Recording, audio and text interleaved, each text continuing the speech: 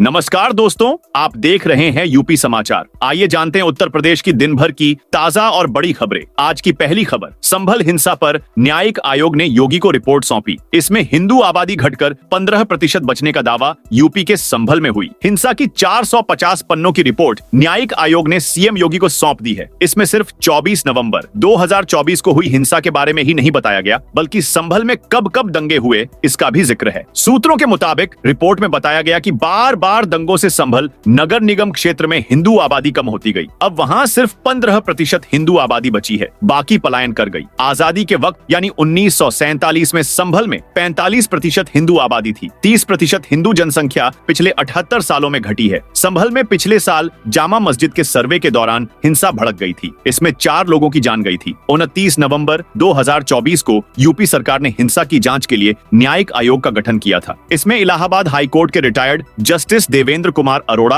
Retired IAS Amit Mohan और retired IPS Arvind Kumar Jain शामिल थे। अब तक 15 दंगे हुए, जबरन धर्मांतरण कराया गया। सूत्रों के मुताबिक रिपोर्ट में हरिहर मंदिर के ऐतिहासिक अस्तित्व के साक्ष्य मिलने का जिक्र है। कहा गया कि संभल में अब तक 15 दंगे हो चुके हैं। 1978 के दंगे के बाद हिंदुओं की संख्या घटती चली गई, जबरन धर्मांतरण कराया गया।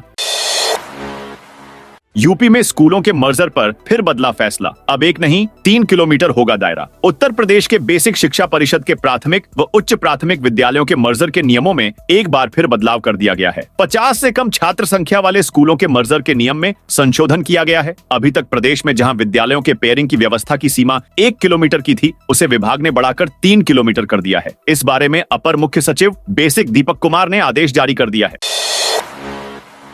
यूपी के 5 जिलों में आज भारी बारिश का अलर्ट, जिसमें बहराइच, शाहजहांपुर, लखीमपुर खीरी, बरेली, पीलीभीत में भारी बारिश की चेतावनी है। वहीं इन जिलों में हल्की बारिश का अलर्ट, जिसमें गोरखपुर, संत कबीर नगर, बस्ती, कुशीनगर, हरदोई, सीतापुर, महाराजगंज, सिद्धार्थनगर, बलरामपुर, रामपुर, बदायूं, संभल, अमरोहा, मुरादाबाद, मेरठ, बिजनौर, मुजफ्फरनगर, सहारनपुर। बरेली में मौलाना शहाबुद्दीन बोले, संभल जामा मस्जिद की सर्वे रिपोर्ट नहीं मानेंगे। मौलाना शहाबुद्दीन रजवी बरेलवी ने कहा है कि संभल जामा मस्जिद की रिपोर्ट को मुस्लिम समाज खारिज करता है। इस रिपोर्ट में जो बातें कही गई उसे मुसलमान कभी भी स्वीकार नहीं करेगा। इतिहास को तोड़ मरोड़ कर गलत तरीके से पेश किया गया है। लोगों की आंखों में धूल झोंकी जा रही है। मुस्लिम समाज पहले भी कुर्बानियां देता आया है और आगे भी तैयार है, लेकिन मस्जिद के नाम पर हम बिल्कुल भी समझौता करने को तैयार नहीं है। ये पहले भी मस्जिद थी और आगे भी मस्जिद ही रहेगी। ये बातें मौलाना शहाबुद्दीन रजवी बरेलवी ने गुरुवार को वीडियो जारी करके कही। महाराजगंज में भारत नेपाल सीमा पर कड़ी निगरानी। बिहार विधानसभा चुनाव से पहले राज्य में आतंकी खतरे की आशंका गहरा गई है। बिहार पुलिस मुख्यालय को मिली खुफिया जानकारी के अनुसार पाकिस्तान से जुड़े जैश-ए-मोहम्मद के 3 आतंकी नेपाल के रास्ते बिहार में प्रवेश कर चुके हैं। सुरक्षा एजेंसियों ने तीनों आतंकियों के फोटो जारी कर दिए हैं। महाराजगंज जनपद में भारत नेपाल सीमा पर विशेष सतर्कता बरती जा रही है। नेपाल से आने जाने वाले हर व्यक्ति की सघन जाँच के बाद ही उन्हें भारत में प्रवेश दिया जा रहा है। सुरक्षा व्यवस्था के तहत सीसीटीवी कैमरों से निगरानी की जा रही है। डॉग स्क्वाड की मदद से सामानों की जांच हो रही है। महाराजगंज जनपद की 84 किलोमीटर लंबी भारत नेपाल सीमा पर एसएसबी और पुलिस के जवान लगातार पेट्रोलिंग कर रहे हैं।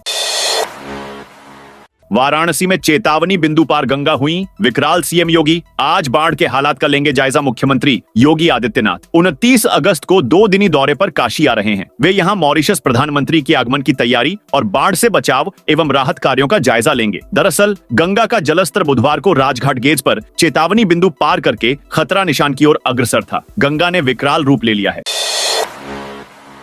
नई नौकरी मिलने वालों को सैलरी से अलग सरकार भी देगी पैसे। लखनऊ में रोजगार महाकुंभ में नौकरी पाने वाले युवाओं के लिए खुशखबरी है। केंद्र सरकार ईएफओ में पंजीकृत नए कर्मचारियों को 15,000 रुपए देगी। पीएम विकसित भारत रोजगार योजना के तहत निजी क्षेत्र में पहली नौकरी पाने वाले युवाओं को प्रोत्साहन राशि मिलेगी, जो 2 किस्तों में उनके खाते में आएगी। रोजगार संगम पोर्टल पर पंजीकृत युवा इस योजना का लाभ उठा सकते हैं।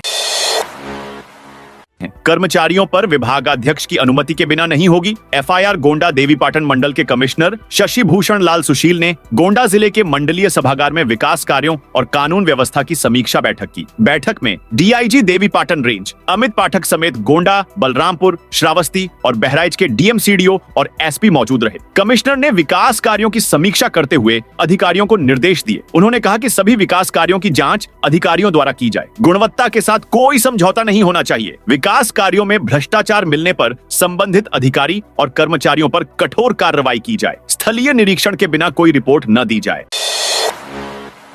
सीएम योगी आज प्रतापगढ़ में 550 करोड़ की परियोजनाओं का करेंगे लोकार्पण। मुख्यमंत्री योगी आदित्यनाथ शुक्रवार को प्रतापगढ़ पहुंचेंगे। वह मान बेल्हा देवी धाम में पूजन अर्चन करेंगे और जीआईसी मैदान में 550 करोड़ रुपए की परियोजनाओं का लोकार्पण व शिलान्यास करेंगे। सुरक्षा के कड़े इंतजाम किए गए हैं। प्रतापगढ़ से बड़ी खबर है, जहां मुख्यमंत्री योगी आदित्यनाथ का बहुप्रतीक्षित दौरा कल होने जा रहा है। यह दौरा जिलेवासियों के लिए खास रहेगा, क्योंकि इस दौरान वह करोड़ों की विकास परियोजनाओं की सौगात देंगे। त्रिस्तरीय पंचायत चुनाव 2026 की तैयारी शुरू। यूपी में त्रिस्तरीय पंचायत निर्वाचन 2026 की प्रक्रिया शुरू हो चुकी है। पंचायती राज विभाग द्वारा वर्ष 2021 में संपन्न निर्वाचन के बाद संगठित ग्राम पंचायतों के कार्यकाल समाप्ति संबंधी प्रस्ताव शासन को प्रेषित किया गया है। वर्ष 2021 में निर्वाचित त्रिस्तरीय पंचायतों प्रतिनिधियों का कार्यकाल ग्राम पंचायत प्रधान दिनांक 26 मई 2026, क्षेत्र पंचायत प्रमुख दिनांक 19 जुलाई 2026 और जिला पंचायत अध्यक्षों दिनांक 11 जुलाई 2026 को समाप्त हो रहा है। कारोबारियों को बड़ी राहत देने के लिए नया बिल ला रही योगी सरकार। मुख्यमंत्री योगी आदित्यनाथ ने प्रधानमंत्री नरेंद्र मोदी के रिफॉर्म, परफॉर्म, ट्रांसफॉर्म के मंत्र के अनुरूप प्रदेश में औद्योगिक व श्रम सुधारों की दिशा में बड़े कदम बढ़ा दिए हैं। मुख्यमंत्री के निर्देश पर राज्य में उद्योग और व्यापार से जुड़े 13 राज्य अधिनियमों में लगभग 99% आपराधिक प्रावधान समाप्त करने की तैयारी हो रही है। शीघ्र ही उत्तर प्रदेश देश का पहला राज्य बनने जा रहा है, जो व्यावहारिकता के दृष्टिकोण से इतने बड़े पैमाने पर आपराधिक प्रावधानों को गैर आपराधिक श्रेणी में परिवर्तित करेगा। श्रम कानून में जेल की जगह जुर्माना को प्राथमिकता देगी यूपी सरकार। उत्तर प्रदेश के मुख्यमंत्री योगी आदित्यनाथ ने गुरुवार को लखनऊ स्थित अपने सरकारी आवास पर श्रम कानून विभाग की समीक्षा बैठक की। इस दौरान श्रम सुधार को लेकर सीएम योगी ने बड़ा ऐलान करते हुए कहा कि श्रम कानून में जेल की जगह यूपी सरकार अब जुर्माना को प्राथमिकता देगी। सीएम योगी ने कहा कि उद्योगों के सुचारू संचालन को सुनिश्चित करते हुए श्रमिकों के अधिकारों की रक्षा के लिए श्रम कानूनों का आधुनिकीकरण किया जा रहा है। उन्होंने आश्वासन दिया कि किसी भी आउटसोर्सिंग कंपनी को श्रमिकों का शोषण करने की अनुमति नहीं दी जाएगी। प्रत्येक श्रमिक को उसका पूरा वेतन मिलेगा, जबकि कोई भी अतिरिक्त खर्च सरकार स्वयं वहन करेगी। आगरा डीएम ने रामलीला महोत्सव की तैयारियों की समीक्षा बैठक आगरा में जिलाधिकारी अरविंद मल्लपा बगाड़ी की अध्यक्षता में रामलीला और जनकपुरी की तैयारियों को लेकर एक समीक्षा बैठक आयोजित की गई। इसमें रामलीला कमेटी के अध्यक्ष विधायक पुरुषोत्तम खंडेलवाल और जनकपुरी के पदाधिकारी मौजूद रहे, जहां डीएम ने संबंधित अधिकारियों को रामलीला और जनकपुरी महोत्सव के विकास कार्य को जल्द पूरा करने के लिए कहा। बिना लाइसेंस घर पर ही तैयार कर रहा था आतिशबाजी का सामान पुलिस ने किया गिरफ्तार। उरई के चुरखी थाना पुलिस ने सोहरापुर गांव में एक घर पर छापा मारकर भारी मात्रा में अवैध आतिशबाजी बरामद की। दीपावली के लिए दूसरे शहरों से आतिशबाजी लाकर यहां जमा की गई थी। पुलिस ने एक आरोपी को गिरफ्तार किया, जिसके पास आतिशबाजी का कोई लाइसेंस मौजूद नहीं था।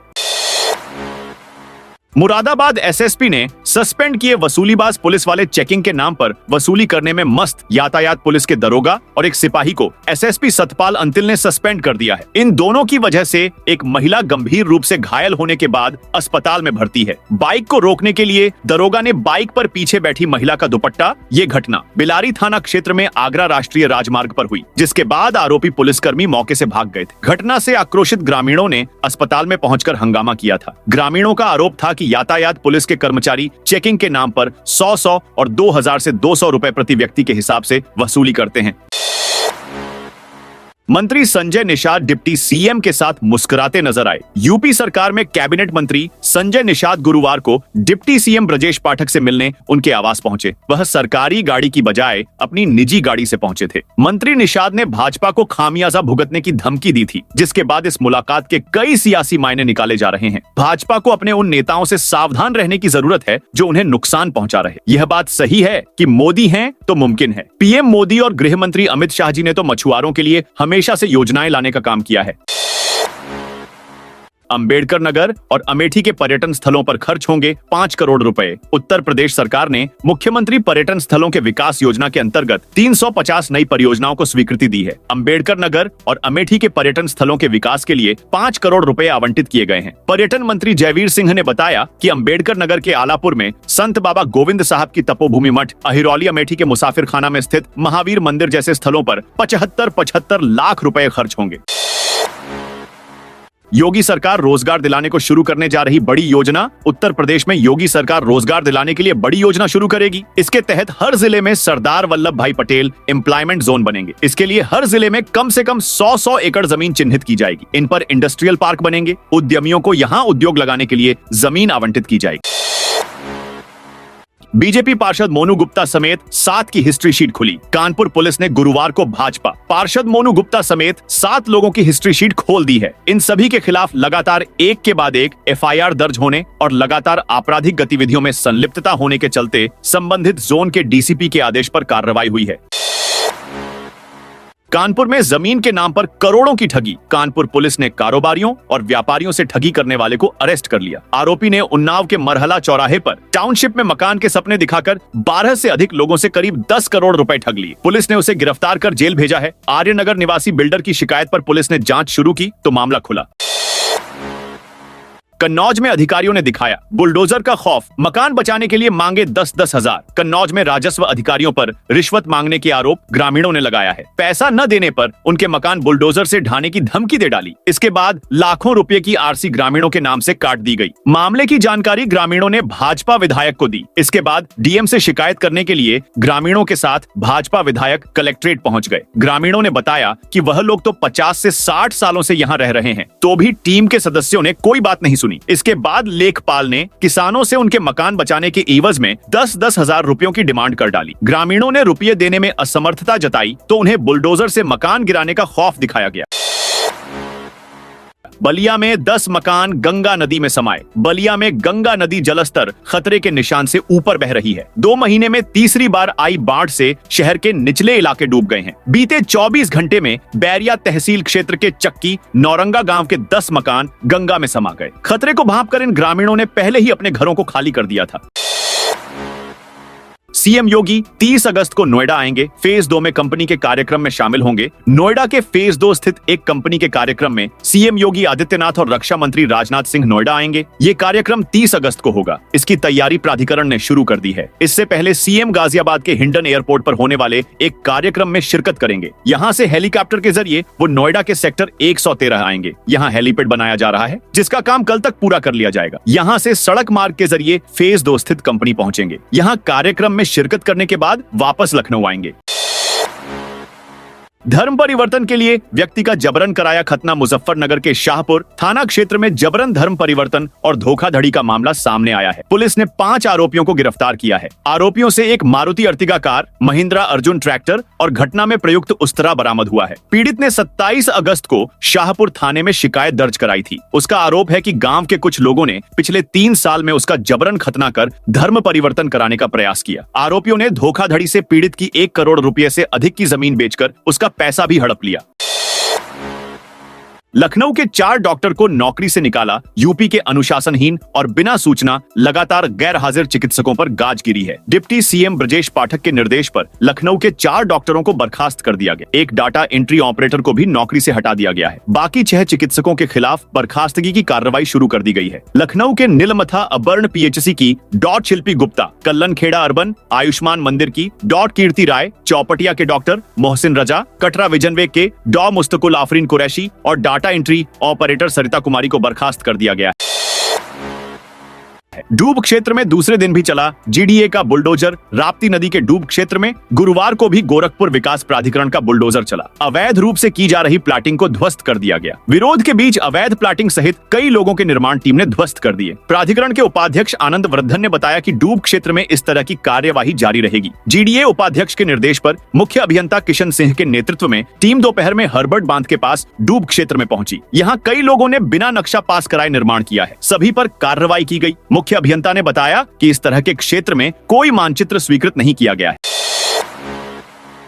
यूपी में सर्वे कर रहे थे गूगल मैप के स्टाफ, गांव वालों ने चोर समझकर पीटा। कानपुर में एक गांव में सर्वे के लिए पहुंची गूगल मैप की गाड़ी को ग्रामीणों ने रोका और फिर स्टाफ के साथ जमकर मारपीट की। यूपी पुलिस ने मौके पर पहुंचकर बड़ी मुश्किल से गूगल मैप कर्मियों को बचाया और मामले में जांच शुरू की है। बताया जा रहा है कि महोलिया के ग्रामीणों ने गूगल मैप कर्मियों को चोर समझ लिया। गांव में गूगल मैप का स्टाफ गाड़ी से सर्वे करने पहुंचा था। गांव वालों ने उन्हें रोककर सवाल किए तो संतोषजनक जवाब न पाकर गांव वाले भड़क गए और स्टाफ को पीट दिया।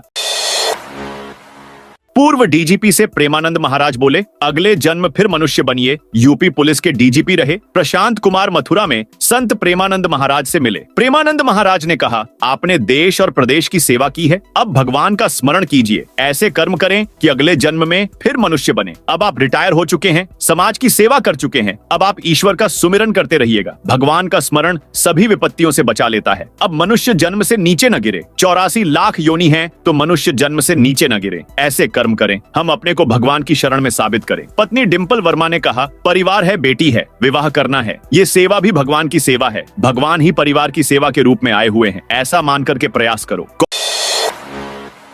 कौशाम्बी खाद्य विभाग की समीक्षा बैठक। कौशाम्बी के एनआईसी सभागार में गुरुवार को अपर जिलाधिकारी शालिनी प्रभाकर ने खाद्य एवं रसद विभाग की समीक्षा बैठक की। जिला पूर्ति अधिकारी मंगेश कुमार मौर्य ने बताया कि जनपद में 10 उचित दर दुकानें रिक्त हैं। एडीएम ने उप जिलाधिकारियों और खंड विकास अधिकारियों को 15 दिन में नई नियुक्तियां पूरी करने के निर्देश दिए। आगरा में बिना परमिशन के सड़क खोदने पर होगी एफआईआर। आगरा जिलाधिकारी अरविंद मल्लप्पा बंगारी की अध्यक्षता में गुरुवार को सुरक्षित सुगम यातायात गड्ढा मुक्त सड़क को लेकर बैठक हुई। इसमें संबंधित विभाग की बिना परमिशन के सड़क खोदने, प्रोटोकॉल का अनुपालन न करने, रोड पर बिल्डिंग मटेरियल रखने पर एफआईआर दर्ज कराने का आदेश दिया है। कलेक्ट्रेट में हुई बैठक में डीएम ने संबंधित विभागों को बिना परमिशन के सड़क खोदने, प्रोटोकॉल का अनुपालन न करने, रोड पर मिट्टी निर्माण सामग्री डालने की शिकायतें मिलने पर नाराजगी व्यक्त की। कासगंज जिले के थाना सहावर में न्यायालय के आदेश पर अवैध शराब नष्ट करने की कार्रवाई की गई। पुलिस ने 93 आबकारी मामलों में जब्त की गई 745 लीटर शराब को नष्ट किया। इस शराब की कीमत लगभग 1,60,000 रुपए आंकी गई है। पूरी कार्रवाई की पुलिस प्रशासन की टीम के द्वारा वीडियोग्राफी भी कराई गई। यह कार्रवाई पुलिस अधीक्षक अंकिता शर्मा के निर्देशन और अपर पुलिस अधीक्षक राजेश भारती के पर्यवेक्षण में की गई। न्यायालय से निर्णय मिलने के बाद गुरुवार शाम को शराब नष्ट की गई। शराब को नष्ट करने के लिए जमीन में गड्ढा खोदा गया। अवैध शराब को जमीन में गड्ढे में दबाकर नष्ट करने की कार्रवाई की गई। फर्जी जाति प्रमाण पत्र से यूपी पुलिस में नौकरी का खेल। मध्य प्रदेश के सिंगरौली के 4 युवकों ने उत्तर प्रदेश पुलिस विभाग में नौकरी पाने के लिए फर्जीवाड़ा किया है। उन्होंने खुद को उत्तर प्रदेश का निवासी बताकर अनुसूचित जाति का फर्जी प्रमाण पत्र बनवाया। इसके जरिए आरक्षी नागरिक पुलिस भर्ती 2023 में चयन करा लिया। सपा नेताओं में जमकर हुई नोक-झोंक। सुल्तानपुर में पदयात्रा के दौरान 2 गुट भिड़े सुल्तानपुर के लंबुआ में गुरुवार को सपा की विवाद हो गया। यह यात्रा क्षेत्रीय समस्याओं को लेकर निकाली गई थी। विवाद तब शुरू हुआ जब झापन देने के समय पूर्व विधायक संतोष पांडेय के समर्थक अतेंद्र जायसवाल और हिस्ट्री शीटर सपा नेता जितेंद्र वर्मा बाजीगर आमने सामने आ गए। पूर्व जिलाध्यक्ष पृथ्वीपाल यादव ने बीच बचाव कर मामला शांत कराया। लंबुआ सपा विधानसभा अध्यक्ष सतपाल यादव के नेतृत्व में यह पदयात्रा राम दरबार मंदिर से शुरू हुई। यात्रा के दौरान कस्बे में अखिलेश यादव जिंदाबाद और पीढ़ियां एकता जिंदाबाद के नारे लगे। यात्रा तहसील मुख्यालय पर समाप्त हुई। तहसीलदार प्रांजल तिवारी को राज्यपाल के नाम झापन सौंपा गया। सपा नेताओं में जमा डिजिटल विज्ञापन लगाने पर दुकानदारों को नोटिस। नगर निगम ने शहर में निजी इमारतों और दुकानों पर बिना अनुमति लगाए गए विज्ञापन बोर्ड और डिजिटल स्क्रीन के खिलाफ कार्रवाई शुरू कर दी है। नगर निगम विज्ञापन शुल्क निर्धारण एवं वसूली उपविधि 2020 के अनुसार निजी भवनों पर विज्ञापन लगाने के लिए तय दर का 75% विज्ञापन शुल्क देना अनिवार्य है। अपर नगर आयुक्त निरंकार सिंह ने बताया कि निगम की जांच टीम ने पाया कि कई दुकानदारों ने विज्ञापन शुल्क दिए बिना ही अपनी इमारतों पर एलईडी स्क्रीन और अन्य विज्ञापन साधन लगा रखे हैं। डेंगू मरीजों के लिए सरकारी अस्पतालों में रिजर्व रखें। बेड कमिश्नर अनिल ढींगरा ने गुरुवार को आयुक्त सभागार में डेंगू एवं वेक्टर बॉर्न डिजीज से बचाव को लेकर समीक्षा बैठक की। उन्होंने कहा कि डेंगू के मामलों पर विशेष नजर रखी जाए। सभी स्वास्थ्य केंद्रों, जिला अस्पताल, पीआरडी मेडिकल कॉलेज और एम्स में डेंगू मरीजों के लिए बेड रिजर्व रखे जाएं। जरूरत पड़े तो इसे और बढ़ाया जाए। कमिश्नर ने कहा कि डेंगू की नियमित जांच में कोई कमी नहीं होनी चाहिए। यह सुनिश्चित करें कि इस बीमारी से किसी मरीज की मृत्यु न हाईने पाए। निजी पैथोलॉजी डेंगू की जांच के लिए निर्धारित दरों से अधिक शुल्क न ले। उन्होंने इंडियन मेडिकल एसोसिएशन के पदाधिकारियों को इस पर नजर रखने को कहा। कानपुर जिलाधिकारी के हस्तक्षेप से पीड़ितों को मिली 54 लाख राशि। कानपुर जिलाधिकारी जितेंद्र प्रताप सिंह की अध्यक्षता में गुरुवार को रानी लक्ष्मीबाई महिला एवं बाल सम्मान कोष योजना की समीक्षा बैठक संपन्न हुई। बैठक में विभागीय अधिकारियों ने योजना की प्रगति रिपोर्ट प्रस्तुत। बैठक में कुल 50 प्रकरणों पर विचार किया गया, जिनमें से 14 प्रकरणों को स्वीकृति प्रदान की गई। इन प्रकरणों में पीड़ित महिलाओं और बालिकाओं को कुल 54 लाख रुपए की आर्थिक सहायता राशि उपलब्ध कराई गई। प्रगतिशील पशुपालक योजना में सिर्फ एक आवेदन हरदोई में पशुपालन को बढ़ावा देने के लिए चलाई जा रही सरकारी योजनाओं का प्रभाव अलग अलग देखने को मिल रहा है। मुख्यमंत्री प्रगतिशील पशुपालक प्रोत्साहन योजना में इस साल 57 लोगों को लाभ देना था, लेकिन पूरे जिले से केवल एक आवेदन मिला। पिछले सत्र में भी इस योजना में मात्र 22 लोगों ने आवेदन किया था। मुख्यमंत्री स्वदेशी गौ संवर्धन योजना में 28 लाभार्थियों के लिए 111 आवेदन मिले हैं। नई शुरू की गई नंदिनी कृषक समृद्धि योजना में 2 लाभार्थियों के लिए 32 आवेदन आए हैं। मिनी नंदिनी कृषक समृद्धि योजना में 8 लाभार्थियों के लिए 80 आवेदन प्राप्त हुए हैं। चित्रकूट के सरदार पटेल महाविद्यालय में टैबलेट वितरण। चित्रकूट के सरदार वल्लभ भाई पटेल महाविद्यालय सपाहा में उत्तर प्रदेश सरकार की योजना के तहत स्नातक पास छात्रों को टैबलेट वितरित किए गए। कार्यक्रम में लगभग 30 छात्र छात्राओं को टैबलेट दिए गए। कार्यक्रम की शुरुआत दीप प्रज्वलन और मां सरस्वती की प्रतिमा पर पूजा अर्चना से हुई। मुख्य अतिथि सभासद और समाज सेवी शंकर प्रसाद यादव ने छात्रों से टैबलेट का सकारात्मक उपयोग करने का आग्रह किया। गोरखपुर में पूर्व अध्यक्ष बोले, तुरंत कराए जाएं। छात्र संघ चुनाव वन नेशन वन इलेक्शन की अवधारणा को लेकर गुरुवार को गोरखपुर जर्नलिस्ट प्रेस क्लब में प्रेस कॉन्फ्रेंस आयोजित की गई। इसमें दीनदयाल उपाध्याय गोरखपुर विश्वविद्यालय के पूर्व अध्यक्ष श्रीकांत मिश्रा, पूर्व महामंत्री नीरज शाही और अभियान के महानगर संयोजक आकर्षक मिश्रा ने पत्रकारों से बातचीत की। तो दोस्तों, यह थी आज उत्तर प्रदेश के सभी जिलों की दिन भर की ताजा और बड़ी खबरें।